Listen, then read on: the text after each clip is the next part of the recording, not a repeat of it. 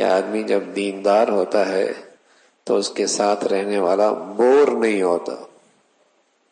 خشک زندگی نہیں ہوتی، تازہ بارونق ساتھ رہنے والا زندگی کا لطف اٹھاتا ہے۔ عام طور پہ جو لوگ اسلام سے دور ہوتے ہیں وہ سمجھتے ہیں اسلامی زندگی اختیار کریں گے تو انجوائے کیسے کریں گے،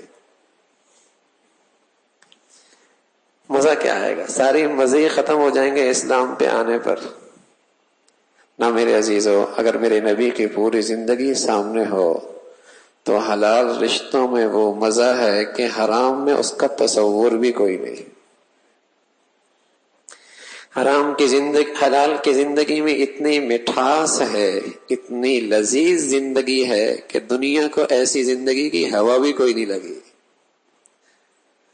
تو آپ نے دیکھا رسول اللہ صلی اللہ علیہ وسلم گھر میں کیسے بے تکلف رہتے تھے، اور اپنے ازواج کی کیسی دلجوئی، کیسے محبت کا اظہار، کیسے ان کے احساسات کا خیال، کیسے ان کے جائز چیزوں کی رعایت، کیسے ان کے کھیل کے اندر اور ان کے دوڑ میں ان کے ساتھ دینا، کس انداز سے ان سے گفتگو، ان کی مجلس، ان کی باتیں سننا، مشورہ کرنا اور ان کی تکلیف میں ان کا ساتھ دینا، تکلیف کی گھڑی میں انہیں تسلی دینا، کیا خوبصورت زندگی ہے۔ اب دوسرا پہلو ہے کہ یہ سب کچھ اللہ کے نبی کا اپنی بیویوں کے ساتھ تھا، لیکن آپ علیہ الصلوۃ والسلام اس نرمی، شفقت، اس کھیل اور پیار کے ساتھ ساتھ اپنی ازواج کی تربیت سے غافل نہ تھے، مسلسل ان کی تربیت بھی فرما رہے تھے۔ ہاں بھائی، اگر سارا زور تربیت پہ ہو اور پیچھے والے اخلاق نہ ہو تو اس تربیت کا بھی کوئی اثر نہیں ہونا۔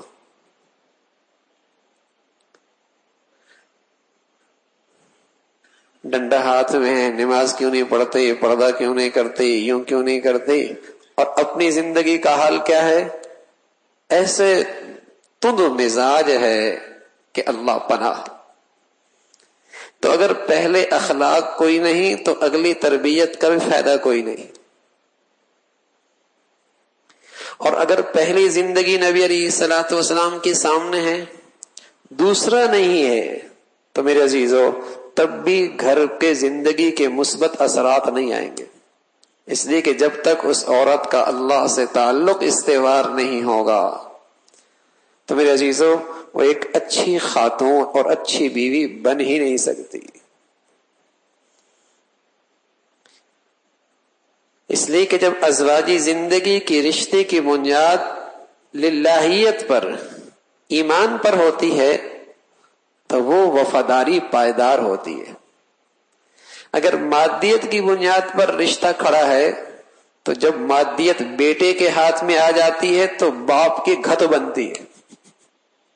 باپ کا تماشا ہوتا ہے کہ اب تو مادیت بیٹے کے ہاتھ میں آ گئی، چابی اس کے ہاتھ میں آ گئی، کاروبار اس کے ہاتھ میں آ گیا، اس بوڑھے کے پاس کیا رہا ہے۔ دونوں مل کے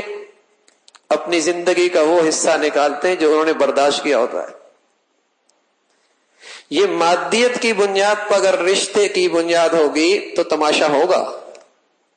لیکن اگر للہیت کی بنیاد پر ہوگی، خدا ترسی پر ہوگی، خوف خدا پر ہوگی، ایمان کی بنیاد پر ہوگی، سبحان اللہ، جوانی میں یہ میاں بیوی محبت کے مزے لیں گے اور بڑھاپے میں یہ میاں بیوی ایک دوسرے سے شفقت کے مزے لیں گے کہ اس بوڑھی نے ساری زندگی میرے گھر کی دہلیز پہ قربان کر دی، یہ بوڑھا اس پہ شفقت کھائے گا، اور اس بوڑھے نے اپنی ساری خوبصورت جوانی میرے خاطر قربان کر دی، یہ بوڑھی اس بوڑھے پہ شفقت کھائے گی۔ جوانی محبت کے لذت مزے میں اور بڑھاپے شفقت کے خوبصورت انداز میں گزرے گی، جب اخلاقی پہلو بھی ہو اور یہ تربیت کا نبی علیہ الصلوۃ والسلام کا پہلو بھی سامنے ہو۔